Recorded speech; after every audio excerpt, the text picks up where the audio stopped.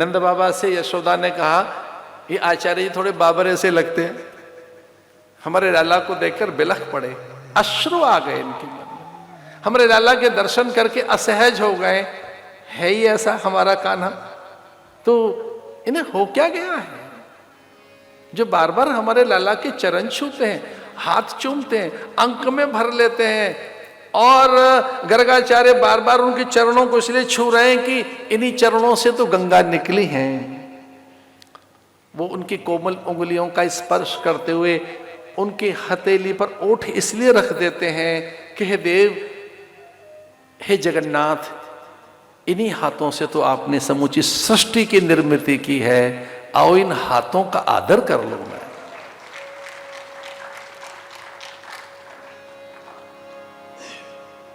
यशोदा ने चेताया, उनको हिलाया, जगाया।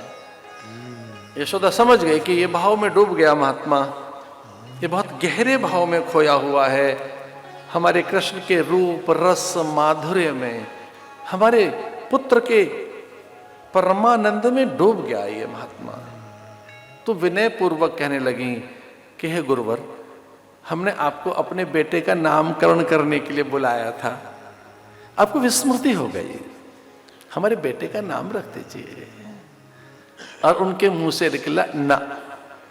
कितनी अद्भुत बात कही, उन्होंने कहा ना, नयति नयति, ना हमसे नहीं होगा, नेति नेति। इसका अर्थ है कि न इति न इति, जिसकी कोई इति ही नहीं है, अंत ही नहीं है, जिसका आदि नहीं है, मध्य नहीं, वो है ये। एते चांस कला पुंसा कृष्णस्तु भगवान स्वयं। बहूनि सन्ति नामानि रूपाणि च सुतस्य ते, गुणकर्माणि रूपाणि तान्यं वेद नो जना। गर्गाचार्य ने कहा तान्यम वेद नो जना। कई बार वेद भी, पुराण और शास्त्र भी थकित होकर उसकी अनंतता पर विचार करते हुए कहते हैं नयति नयति, नहीं होगा हमसे, नेति नेति,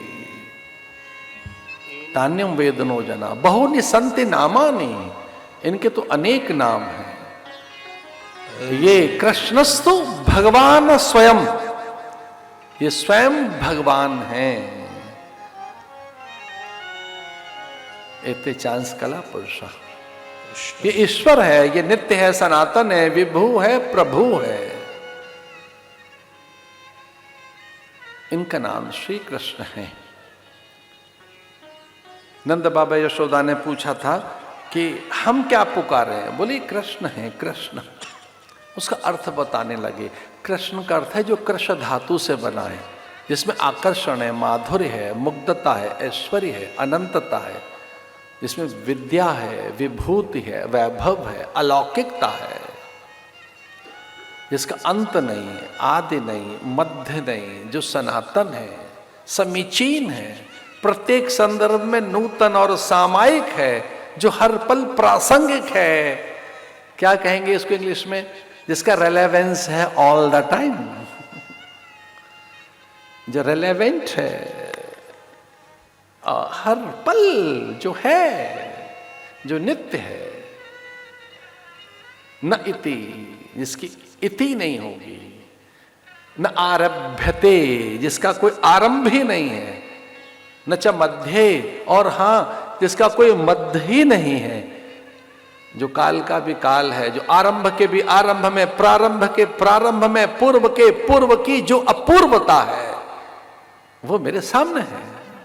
जो पूर्व की भी अपूर्वता, पूर्वता है, पूर्व कहेंगे पहले को, तो पहले से पहले, उससे पहले, सबसे पहले, आरंभ के भी प्रारंभ में जो है, आदि के भी आद्य में जो आद्यावस्था है, वो ये जो एक अपूर्वता है, ये जो दिव्यता है, ये कृष्ण है ना। इसमें आनंदवाचक है। ध्यान रखना, आकर्षण तो संसार की बहुत सी वस्तुओं में है, पर आकर्षण मंद हो जाता है, खो जाता है।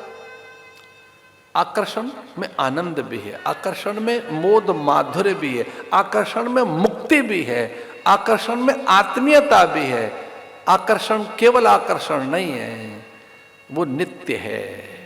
और बहुत से पदार्थ हमें अपनी ओर खींचते तो हैं, पर उनमें आकर्षण नित्य नहीं है, क्षण भंगुर है, थोड़ी सी देर का है।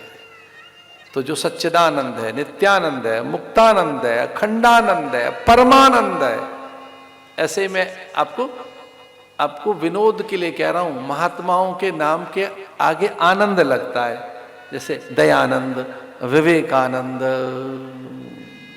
ऐसे उनके नाम के आगे फिर उनके वंश अथवा गोत्र अथवा उनकी अवस्थाएं